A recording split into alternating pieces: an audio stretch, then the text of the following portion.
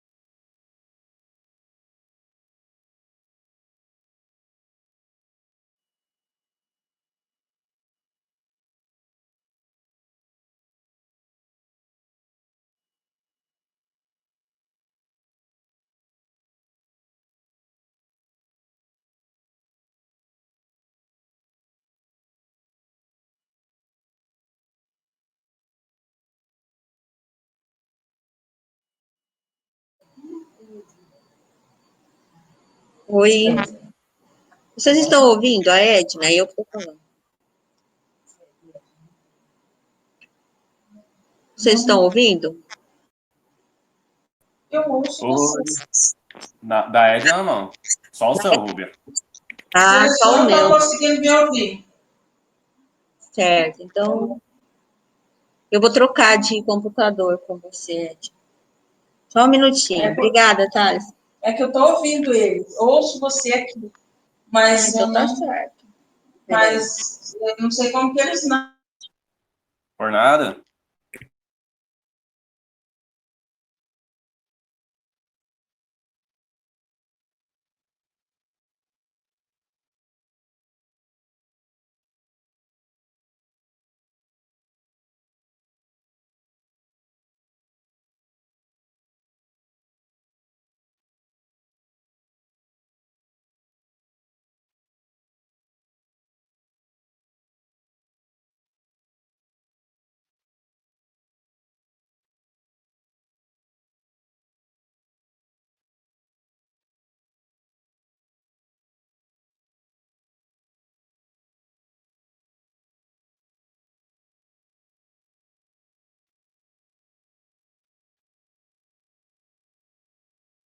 Tem que abrir.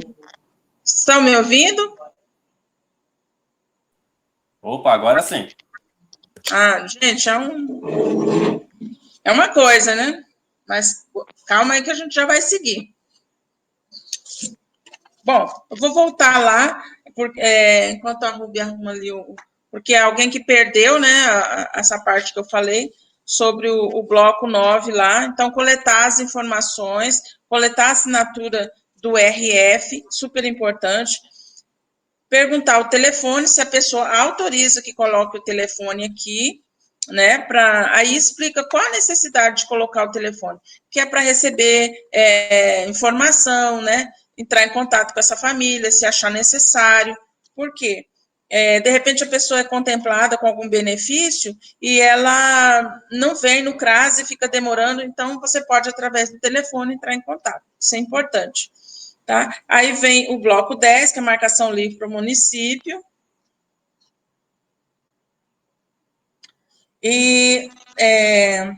Então, o bloco 10 pergunta lá, né? Trabalho infantil na família? O entrevistador, principalmente quando ele estiver indo na casa fazer a entrevista, ele que vai ter esse olhar e observar se há trabalho infantil, né? Porque quando a pessoa vem ao CRAS ou ao posto de cadastramento, é mais difícil identificar isso, né? Ou, no caso, pessoa em situação de rua, se estiver atendendo, e daí observar isso, né? O trabalho infantil também pode ser, mas quando a pessoa vem, porque ninguém vai chegar no cadastramento e vai falar que tem trabalho infantil na sua família, né? Então, isso é uma observação do entrevistador, no caso. E aí, se for uma situação e o entrevistador perceba que pode haver essa possibilidade, ele vai marcar aqui embaixo, no campo 10.02, né? Indica as crianças envolvidas em trabalho infantil. Então, depois ele vai ver lá o nome das crianças e colocar aqui.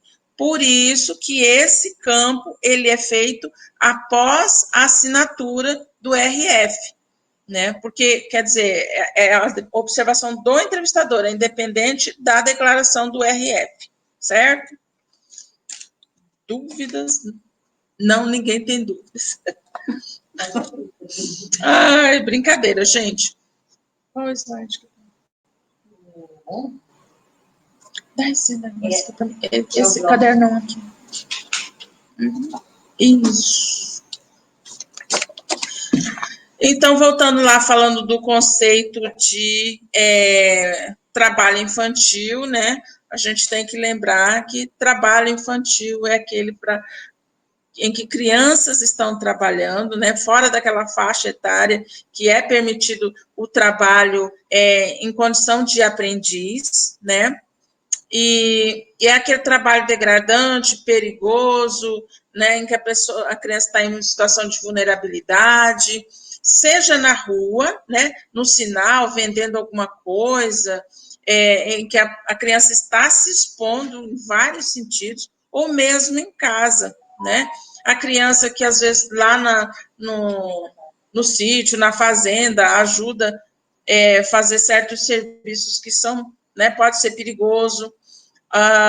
Em casa, quando a criança assume um serviço que é de adulto, por exemplo, cuidar dos irmãos menores, fazer comida para todo mundo da casa, né? E isso é um trabalho que a criança não deve fazer. A gente tem que ter bem isso em mente. Agora, se a mãe pedir para ela arrumar a cama dela, isso não é considerado trabalho infantil, aí tá certo, né? A criança pode fazer esse tipo de coisa, porque ele vai estar aprendendo uma responsabilidade, mas no nível dele, né, que é próprio para ele, certo? Então, a gente tem que ter bem esse olhar, bem, assim, afinado, e ainda mais que a gente percebe que, ultimamente, principalmente por conta da pandemia, toda a situação econômica que a gente está vivendo, o trabalho infantil ele tem aumentado muito. É muito visível isso, né? As crianças vendendo coisa na rua, no sinal. Então, tem sido. Também, às vezes, não está indo na escola, então ela tem mais tempo para ficar em casa, para ficar livre, e o trabalho infantil ele tem aumentado.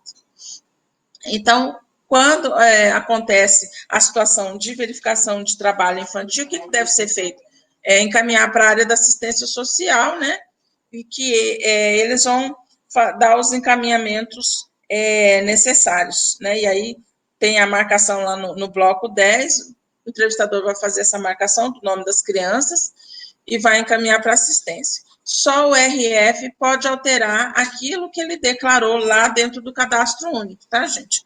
Mas aqui, sobre o trabalho infantil, vocês aqui, marcação livre para o município. Então, independe da pessoa do RF. Tanto que esse aspecto ele fica depois lá da assinatura, depois terminou tudo, o RF assinou as declarações dele, aí você tem total propriedade para colocar o que você percebeu aqui, tá? Aí vamos lá, comprovante de prestação de informações, entregar ao entrevistado e solicitar que assine o ateste de recebimento, né? Isso é importante para você e para ele. E sempre aproveitar aqui e explicar que depois que fez o cadastro tem que ser feita atualização, né? A qualquer momento que houver mudança na condição da família, tanto no aspecto de renda, de endereço ou composição familiar, esses são os principais, né? Porque a alteração nessas composições, elas alteram também a condição do sujeito aqui dentro do cadastro, da família, né? Então, é imprescindível que quando haja alguma dessas mudanças, o RF venha fazer as alterações, tá? Sempre lembrar eles disso. Embora eles esqueçam com o tempo, né? Mas tem que sempre estar reforçando quando eles vêm para fazer cadastramento ou para fazer alguma atualização, fazer alguma modificação. O comprovante de prestação de informações deve ser entregue, né, à pessoa. A documentação, quando tiver pendente alguma documentação para terminar o cadastro, né, não entregar o comprovante. Então, só entrega o comprovante depois que encerrou o cadastro, que está todos os dados ali, aí sim você pode entregar o comprovante, tá? As pessoas que dizem que estão dentro do cadastro, mas está sem registro civil, né, pode entregar o comprovante, porque daí é uma outra situação, ele vai ser encaminhado, né, para fazer essa documentação e, posteriormente, ele vai vir para completar esse cadastro. Pode passar. Inserir aí, né, vocês devem inserir as dúvidas que vocês têm lá no fórum, né, para a gente poder fazer os esclarecimentos. E se não há, né, mas vocês podem mandar também pelo chat, pelo e-mail, por WhatsApp, tá? Acabou essa dúvida sobre inserir temática de esclarecidas. Não. Vamos. Passe para frente. Agora, Tá, 5 minutinhos para a gente ver a questão da reflexão aqui. Só um pouquinho. Deu.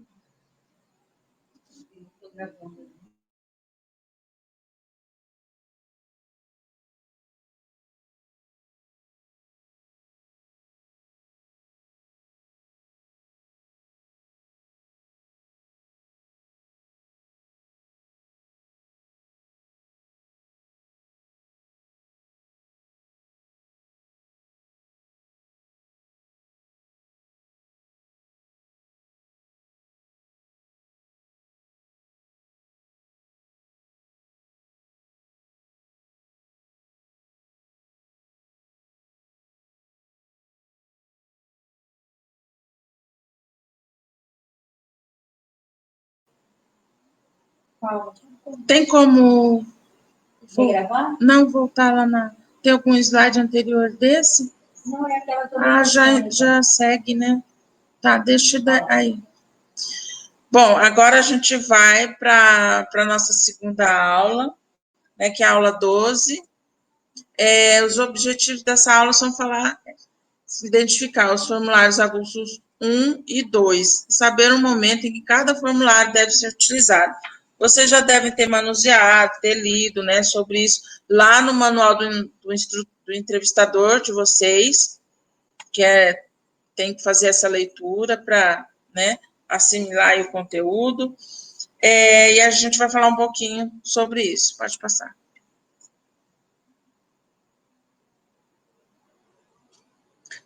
Então, o formulário avulso 1, se vocês tiverem ele aí em mãos, até pode ficar com ele para a gente ir falando e vocês dando uma olhada, né?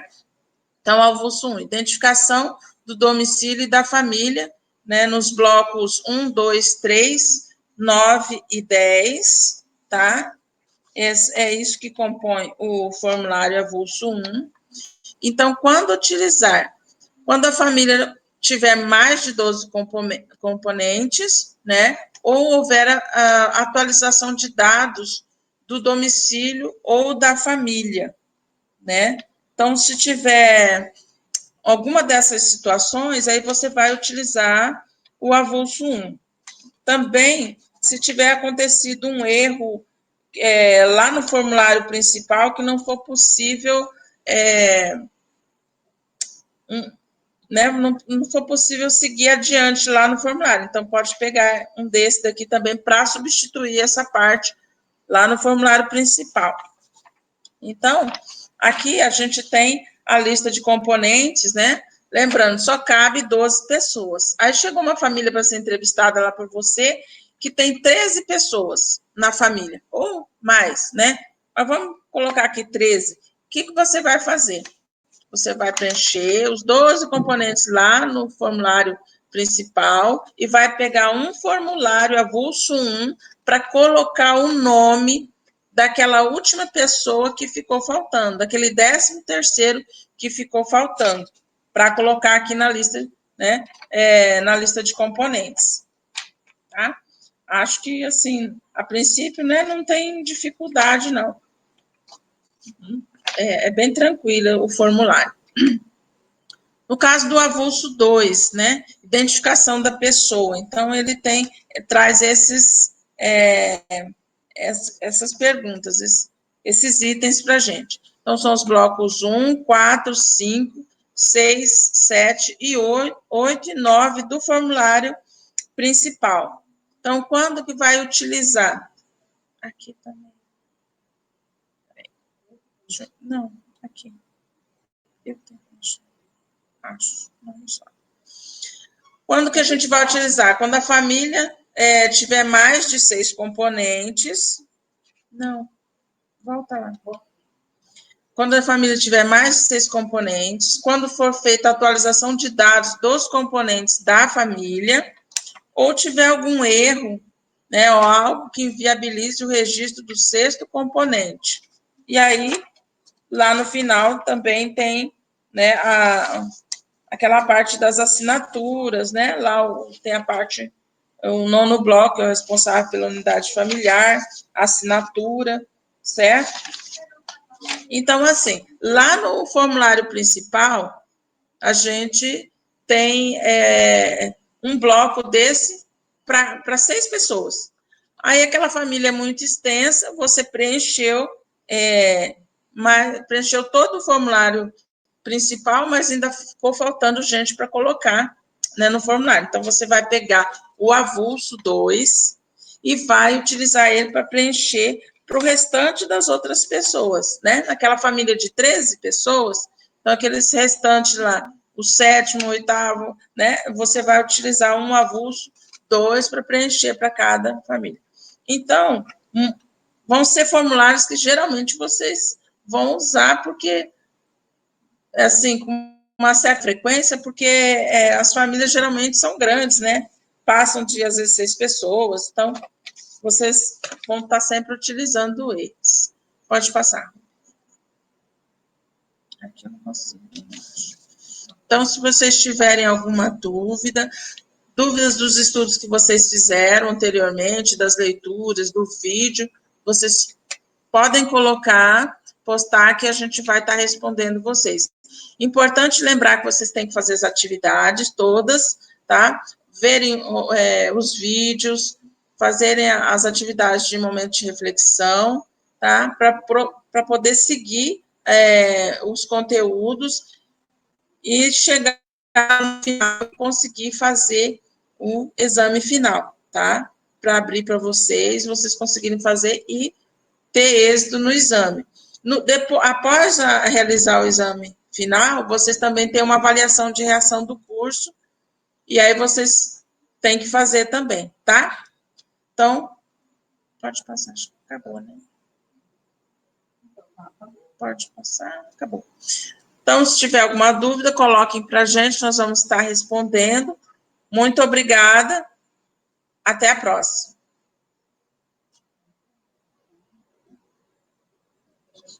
Não, peraí.